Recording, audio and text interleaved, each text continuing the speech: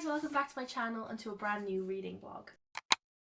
Today I am starting a new reading vlog. It is the 3rd of October, but I am finally finished with my September reads and I'm moving on to my spooky October reads, so I thought I would vlog some of these for you because I have a cracking TBR this month. You should be able to find that video where I talk about my spooky season TBR around here somewhere. I loved that video. I just had a great chat with you guys about the books. I literally just finished filming it. It was so much fun.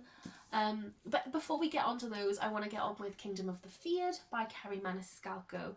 I'm currently 150 pages in, or 145 pages in to be precise. I am absolutely loving this. This is the 3rd and final instalment of the Kingdom of the Wicked series, and so far it is blowing me away.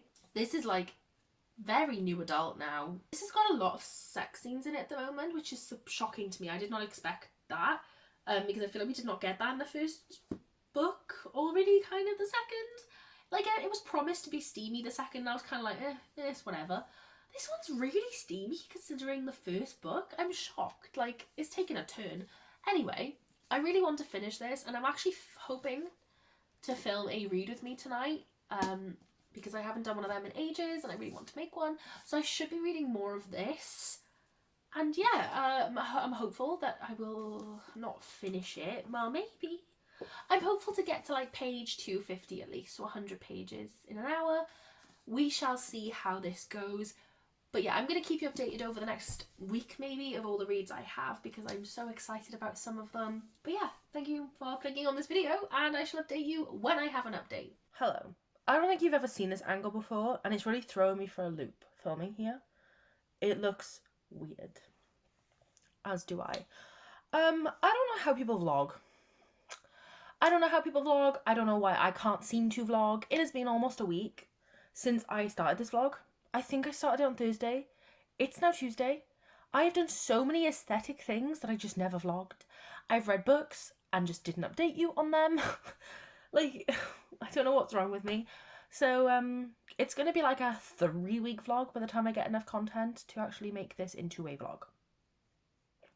But I'm here to update you on a couple of the books I've read, one being Kingdom of the Feared, which I did say I was reading. I can't remember where I was when I spoke to you. I think I was like 100 pages in.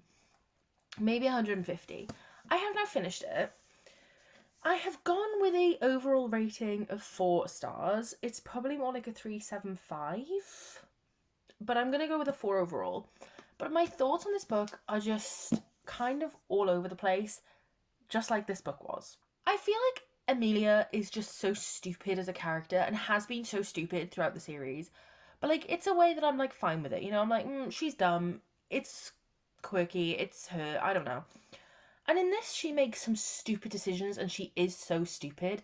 But she also is like somehow just suddenly gotten herself together and she's now like a genius. Very odd, but quite a lot less annoying, but she is still annoying. But I've never disliked her. I love Amelia and Wrath. I'm obsessed with them. Another issue I have with Wrath is he's not in this book. He's like this character that's just in the background now, which is very weird considering the book is about him and Amelia. He just doesn't exist in this book. He's kind of one of those people that this whole 3-book series we have had a build-up of this bad, malicious, deadly character who's like so scary, and you find things out about him through the series. You're like, oh my goodness, so he's like big bad guy, you know? And then in this book, it's like he's like, oh, Amelia, you're now the big bad, or you're the strong one now. I'm taking a step back and I'm not doing anything.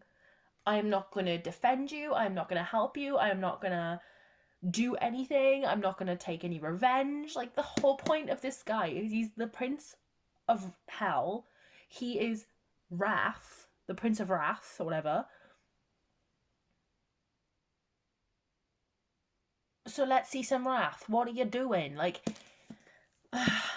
he was just so anticlimactic in this book, and it's really disappointing. Another thing is there's some like revelations in this book about certain characters that I just hated. I feel like we went through 2 books in a series to get to the point where none of it mattered. This was a completely different book, a completely different story, a completely different series. And the more I talk about it, the more I realise I did not love this book as much as I wanted to like it or love it. Awkward. I still recommend it as a series. I'm a little bit I love a steamy book, but I am a little bit over how much steam we had in this. There was a lot of slow burn in the first two books. You know, the first book was quite literally slow burn. Like, we got nothing. The second book, we got some scenes, and then it was like, oh, exciting, steamy. They didn't stop in this book. They didn't stop. Which at first was like, oh my goodness, finally. And then it kind of got to the point where, like, stop. Because if I have to read about it again, I'm going to be bored. And I am bored. And I didn't think that was possible for me. But I was bored. There was no need to do it that many times. There was just no need. I'm sorry. We'd had slow burn for 3 books. And it was like she was putting like 3 books worth into this book. And it was too much. There was barely any plot. And the plot that there was just kind of ruined the plot of the first 2 books. Oh my god, I sound so negative, and I guess I am being so negative because I had such high hopes. Like, this is one of my favourite series ever, and definitely one of my favourite YA series that's no longer YA. So this is definitely one of my favourite series ever. And so for the last book that you were so hyped about to be so disappointing, it really affects me. I will come on to some positives, because I did give this a 4, so like, where are my positives? The other princes of hell we get to see a lot more in this book, and I love that part because I really like those princes, even the ones that are like malicious and like not very nice. I still love them, and there was one at the end of the book that just made me so happy. I can't even remember who it was, but he just made me so happy, and I was like, oh, I love you. Oh, of course, that is a sex scene, of course. Oh, okay, yeah, I don't want to say who it is. But yeah, he was really cute. I liked him a lot.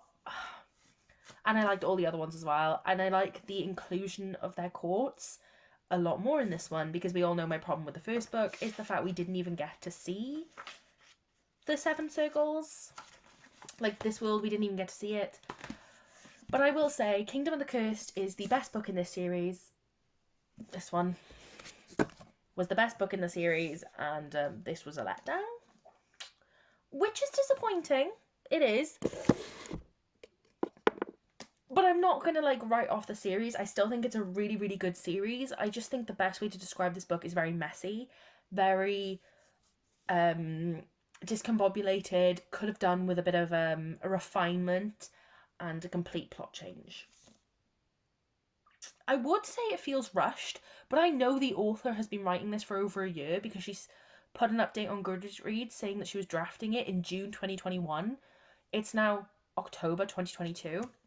So I do feel like the author's been writing this for a long time. I don't think it's been rushed. I think just for me personally, it felt out of place. And like, I know this is going to sound really weird, but I think the author took too much feedback on.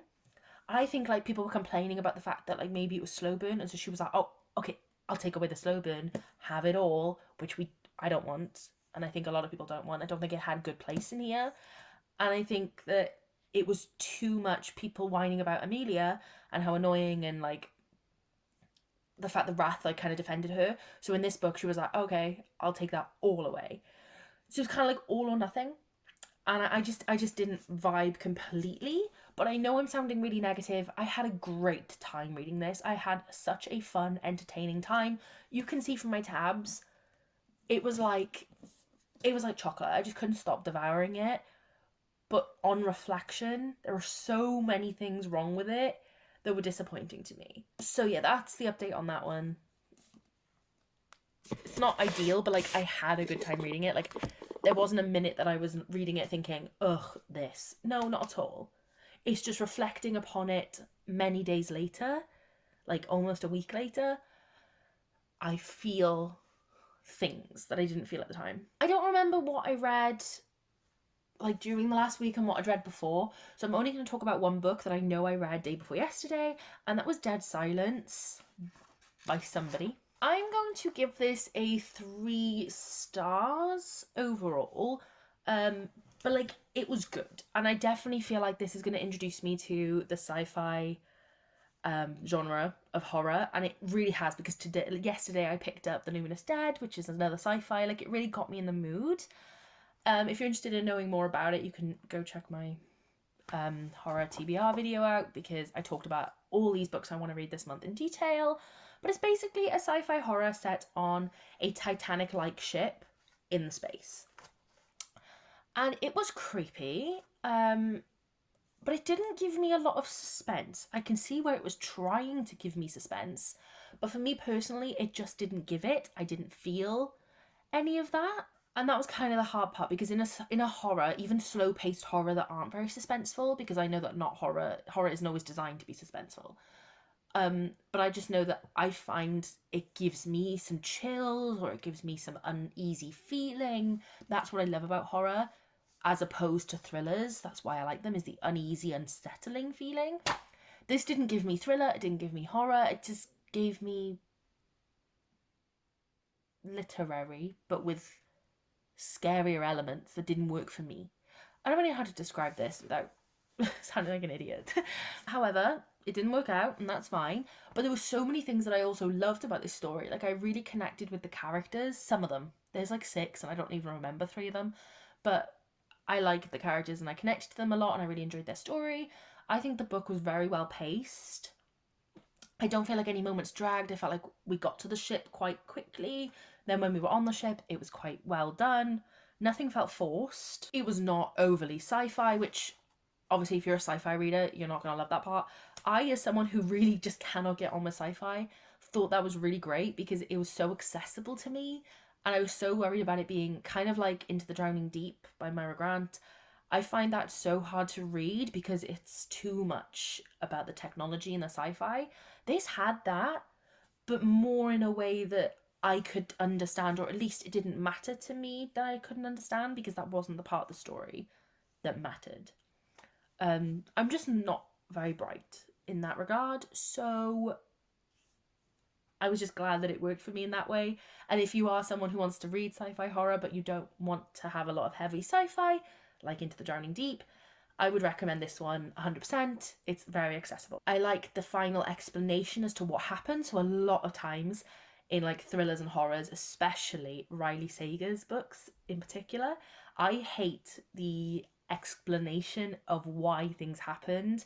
I find them usually just to be a bit of a cop-out, or too far-fetched, or doesn't quite work with what happened in the story. This one was great. I think it was the perfect explanation that gave you a reason. It was a very valid reason, but it didn't stop the spookiness that had happened. Usually I couldn't reread a horror because once you find out the explanation, it's not scary anymore. This is still creepy and spooky, and I really love that part. I still got paranormal elements to it. Overall, a very good explanation. I can't say that word. Explanation. 100% enjoyable, great, loved that part because I always get nervous for the ending. However, we knew what was going to happen to the characters at the beginning, kind of. So there's 2 kind of timelines when they're on the ship, and then we see snippets of our main character in a like asylum treatment center because of what's happened. And I won't talk too much about it because I don't want to spoil anything, but you find out a lot of what's happened to the characters, how the ending was, all that kind of stuff from her. Now, it's kind of about 70% that ends, and then there's more, so it's not giving you the ending as such, so I'm being a bit picky here. But I wish we didn't know anything. I wish that just had been like deleted out of it, and we had instead seen her come home and go to the facility instead of knowing she was at the facility from the beginning. Does that make sense?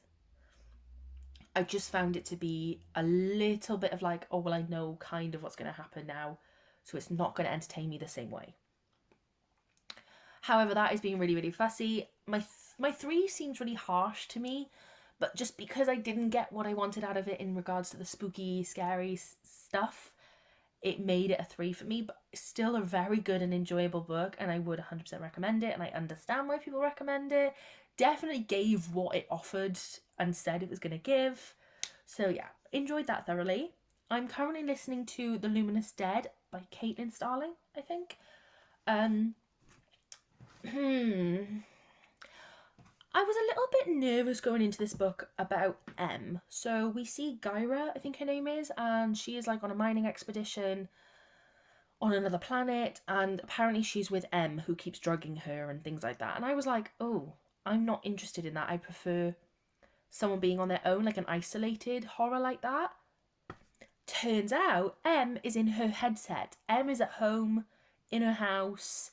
She's her employer, and Gyra is on her own. She can just talk to M through her headset, and M can control her body through her suit.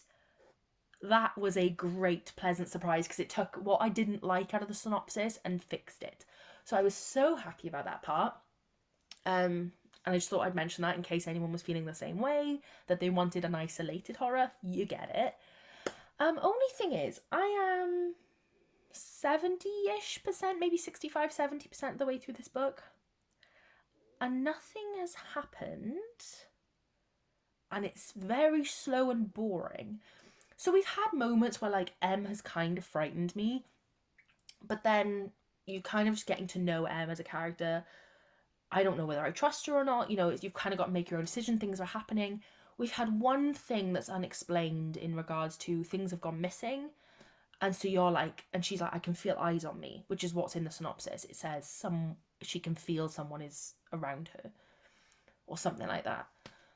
Well, I'm, as I said, about 65, 70% of the way through, and nothing's happened with that yet. And there's not even like an uneasy feeling. Just the one thing went missing, and we kind of moved on from it way too quickly. So I don't know, it's not what I expected. It's not giving what I wanted to give. So I am a bit bored, but it's not bad. It's good, and I like what they're doing. Like, we're uncovering things about past, what are they called? Tunnelers, I think they're called. We're learning things about past tunnelers that's quite interesting, and it's creating a very big story, and it's great world building, great development, great character development. That's just not what I'm there for. I'm there for the creepy bit that nothing has happened with yet. But I am going to go and finish it now. I have like 2 hours left on my speed, so 6 hours left of the audiobook, so a fair chunk of the way. Yeah, like a good fair chunk, so definitely like 65% of the way through. And hopefully this part of the book is more suspenseful, more entertaining. But I'm not holding out hope yet, which isn't great. But I am definitely on like a sci-fi horror mood at the moment, thanks to Dead Silence. It is getting me in the mood. I don't have too much to do today, but I want to listen to my audiobook while I'm getting ready for the day, because look at this hair. I'm not being funny. Ew. Yeah, hopefully I'll update you soon, but as we've just seen, I'm terrible at doing that, so we'll see. Maybe I'll see you in like December or something. I'm tired.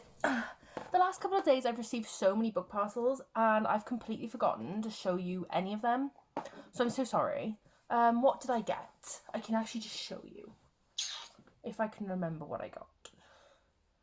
Okay, so the first one I got was from Fairy Loot, and it was the Blood Traitor by Lynette Noni. Pretty. The final book in the Prison Healer series, so I'm really glad we've got this. I mean,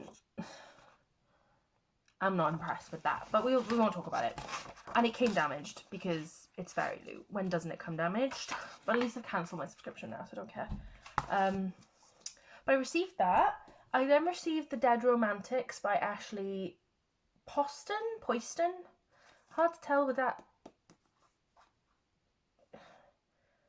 Can't tell if that's an I. No, that's just the flower above the I. I think it's an S. Poston. This is currently £3 on Amazon. I'm not sure if it will be by the time this video is up, but if you may as well go and have a check, see if it is. But yeah, I picked this up because it was £3. If you want to read it, I've seen it doing the rounds at the moment. And then Waterstones came today, and I know exactly what this is. I'm really excited about it.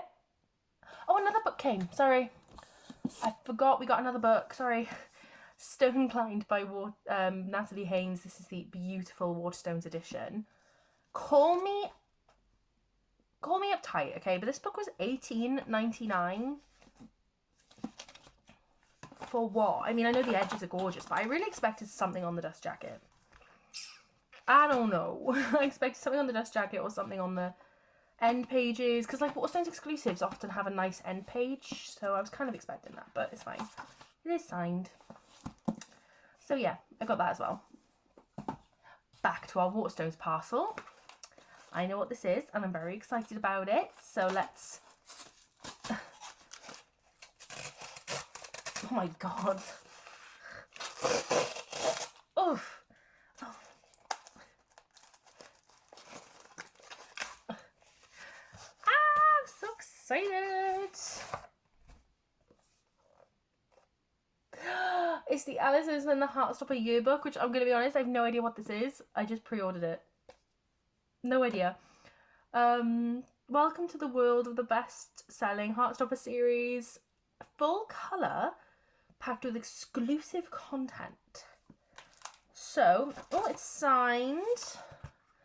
I forgot that I ordered the signed edition. Limited signed edition. Look at me. Look at that pretty art. Oh,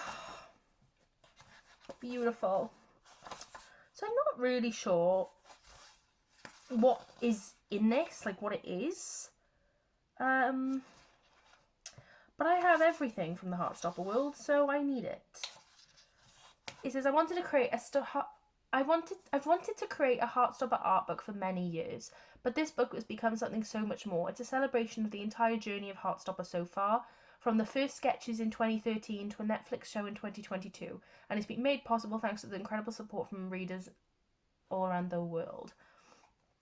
So, in this book are my very first sketches of Nick and Charlie, a new comic about Tara and Darcy's origin story, and even a guide to show you how to draw the characters of Heartstopper. It's cute. And I'll be popping my head in at various points in the book to tell you more about the art, the story, the creation process, and more. I hope the artwork, old and new, puts a smile on your face. That's really cute. So we're going to get little Alice popping up. Oh, so we got a little profile of Alice. Very sweet. I won't show you everything because I want you to like enjoy it yourself. But in case you weren't sure what this was and you wanted like to see it. Oh, it looks so cute. It just looks like a big art book. I mean, who'd have thought? This is so cute. I'm a big fan of Heartstopper, so it's really nice to see something like this. Okay, I love the character profiles. I did find this really interesting. It just showed the initial sketches of Nick and Charlie. And I'm like, they got upgraded, my goodness. Oh, little Darcy and Tara comic. Yeah, I think this is just novelty. Like, this isn't really something to read. I will read it, but I mean, it's not something to read as it is as much just for fans of Heartstopper to have. Really excited that it's signed, and yeah, really cute. This kind of makes me wish I didn't get rid of my Fairy Loot Heartstopper, because then I'd have the hardbacks of them all, but it's fine. Look how cute! Good for you. Well, I'm really excited to have that in my hands. Yay! I know a lot of people are receiving issues with their Waterstones pre-orders, but all of mine have arrived on time. Thank goodness. Let's hope that continues. Anyway, that was my only update, just to show you books I've received. Lucky me. What happened to my book buying ban? I don't know. Oops. Anyway, bye. Wait, do I have an update? I have an update. I finished The Luminous Dead. Have I told you that yet? Have I told you that yet? No. I finished The Luminous Dead and I have resorted to a 3, and I've changed my rating to The Dead Silence to a 3.5 if I hadn't already said that already. Can't remember. I enjoyed it, but the thing is about this book is I kept waiting for the moment where like the big either plot twist or plot moment would happen, and it never happened. Like, it's very much like a book with no twisty moment. There's no... Is it wrong to say no depth to it? It's a nice story. I enjoyed it. A 3 stars, a good rating. I did have a good time with it. I'm glad I read it. And I enjoyed the excursion. And I definitely felt unsettled, which is what I want for my horrors, you know, unsettled feelings. But I just expected more of a story to happen, and there wasn't one. So, and I don't feel like it was very... not scary, because I think I've already said your horror isn't always supposed to be scary or suspenseful. Horror is one of those, I think, most misunderstood genres, and I think even me, I misunderstand it myself sometimes. But I did feel unsettled, specifically at one scene that was really frightening, but it just felt more literary, not literary, but more sci-fi, just more general sci-fi. more of like a sci-fi thriller-ish story. So I just didn't love it for what I was hoping to get out of it. I'm really glad, I think I said that the M thing wasn't a person that was with her. She was alone. I really loved that. And we got even more of that later on when something happens. I feel like we didn't get some things answered as well. Like there were some things that happened that were just never answered as to what actually happened. So I'm a little bit confused by it. I don't really know what the point of the story was. Yeah, I just it wasn't my favourite, but I had a good time reading. Like it was a good story. It was a very unique story. I think the author did a good job.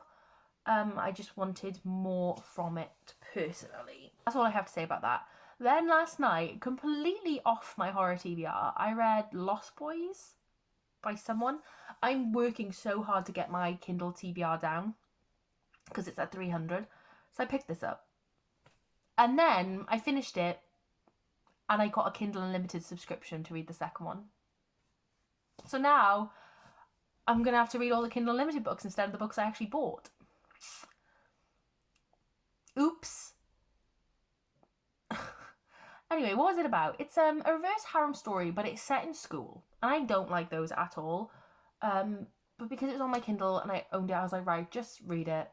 Just read it and you can be done with. I had a really good time. I've given it a 4. I mean, it's probably like 3.75. But we're not going to be pedantic. We're going to give it a 4. It was fun. You follow, what's her name? Oops. You follow Cora. And it's kind of like two broke girls, you know? She loses all of her money after her dad is caught doing fraud or something like that. Literally exactly like two broke girls. And so he's in prison and she has to go and live with her mum in like a tiny studio. No, not studio. Like tiny 2-bed apartment in like a rough area of town after she's grown up as like so rich. It's insane. And then when she gets there, everybody's bullying her because the side of the town she's gone to, her dad has kind of like monopolised all the businesses and it's affected them and their community, including killing some of their families because the hospital services weren't available anymore. So as you can imagine, they're holding a grudge. But these 3 guys called the Lost Boys, which is so cringy, offer her protection from everyone else in the school, but then she belongs to them. It sounds awful, and like in theory it was awful. And the more I think about it, the more I'm like, yeah, it wasn't great. But I'm going to be honest, the writing in this is so good. The plot is juvenile. And it's annoying and whiny and fake false problems. But the writing is so well done. Like, you can tell this book has been really well edited and that the author has gone over and over again, checking their work, rewriting. You can just tell. I was just really impressed with the writing, and it's made the book easy to read, even when the characters aren't so great. The characters are also like doing dodgy dealings. They're basically crime people, the 3 guys. But they're so sweet. So it's kind of nice. But yeah, I wish it wasn't set in school. I just don't really love school set romances when they're this steamy because they're too young for me. I want adults. But I read it, and I'm enjoying it. So I've gone on to the second one, which is like Wild Boy or something.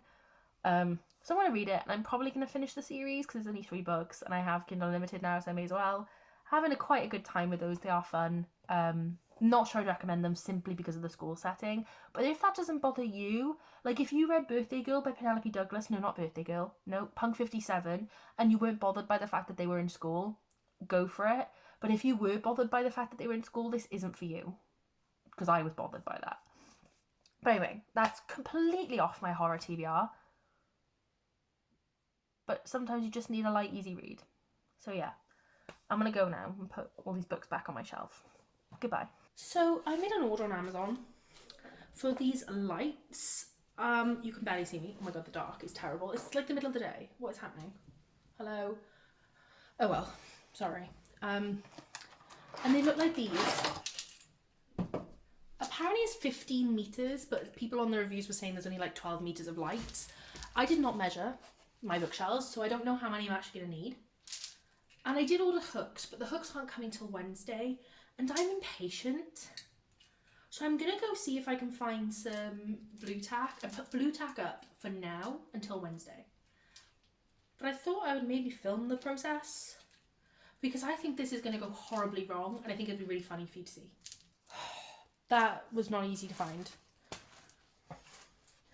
Okay, so I don't know where I want to plug them in. I think on this side, even though I'll be losing a plug, I need an extension cable.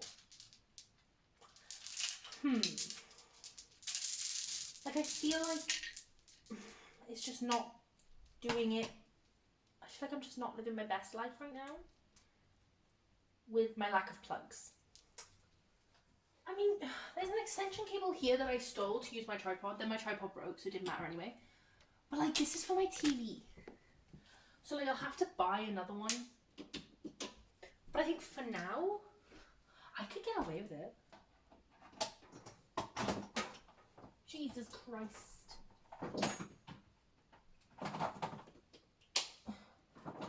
Cute. Oh my god, I'm sweating already and I haven't done anything yet.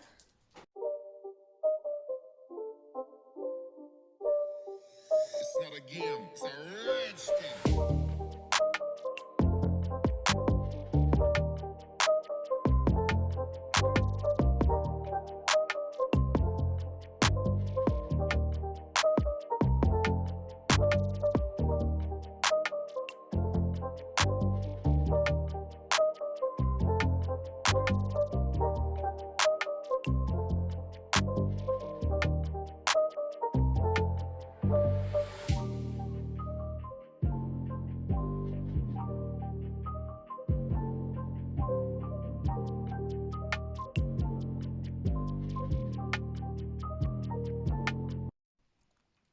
Okay, so they were a little long, so I kind of took them across my bed. First of all, is that a fire hazard? And second of all, that bit where it connects looks awful. But I didn't go all the way to the bottom because I wanted it to be even, and now I'm wondering if that was a mistake. What are we thinking? Do we approve? It kind of makes me look a little bit grainy, but it's fine. It's only a vlog. It's fine. I don't know when what I last updated you with. I only updated you like 2 days ago, but I can't remember what I said. Did I update you on Beneath the Stairs? Can't hear you, sorry. I don't think I did. So I read Beneath the Stairs. Shock. It was really, really good. I'm giving it a 4. I was like torn between 3.5 and 3.75 and a 4. I'm going with a 4. This was a scary horror. This was spooky scary. It was so good. Great characters. So much development and depth and all those good things. But there was too much in this story. This could have been a 5-star if it wasn't for the fact that we had so much happening. So much happening. Like when I tell you, we had like 700 families. We had like 6 timelines. 4,000 generations. 5 million side plot lines. Okay, maybe I'm exaggerating. Maybe not 5 million. Maybe like 4.5 million. I just wasn't... just not convinced. So I didn't love that. Didn't thrive. If it hadn't been for like how much... like the thing is, you can tell how much the author put so much work into it and so much effort because the evidence is there. It's such a well thought out, well planned, well delivered book and plot and all that. And I loved the end and I loved the way it like left it open for you to interpret whether it was supernatural or not. But it's just so much for a 350 page book. It either needed to be like 450 pages or it needed to just have some of the plot lines cut out, because it's one of those things where all the plot lines tied in so well, it did, but did it need to happen? Probably not. Like you could have cut some out and it would have made the timeline better, even though they were all great plot lines. I really loved the ending, the revelation, like the thing that happened. I really loved it all. It was such a good book, a solid horror. If you are thinking of picking it up, I 100% recommend. I just think it was too much in one book that I got a little bit overwhelmed. So not perfect, but I really enjoyed it. I'll be honest. I wish it was set more in the house. There isn't so much inside of the house content, but I feel like the lack of it maybe made it spookier. I don't know. But I really enjoyed it. I've read a couple more of the books. Like I read Goldilocks by Laura Lamb, 2 stars, just not really got a point to it. But I think I'm going to cut off the vlog here because I don't know how long this vlog is, but I feel like I've done no b-roll and all I've done is talk to you about books. So I feel like this was just a very overwhelming vlog for you to watch because it was just book, and talking. So I'm going to cut this off here. I like to b-roll my vlogs and I don't think there is any. So yeah, if you enjoyed the fact that I'm reading more horrors for spooky season, let me know. I know there were some other things sprinkled in there. But yeah, I feel like it was a really, really good reading week for me. I had a great time. I hope this motivates you, or that you're also having a great week. Let me know what you've read this week. Are your ratings good? Are they like, you're not doing so hot, it's not a great reading week? Tell me all down below. And yeah, I shall speak to you in the next one. Thank you so much for watching. Bye.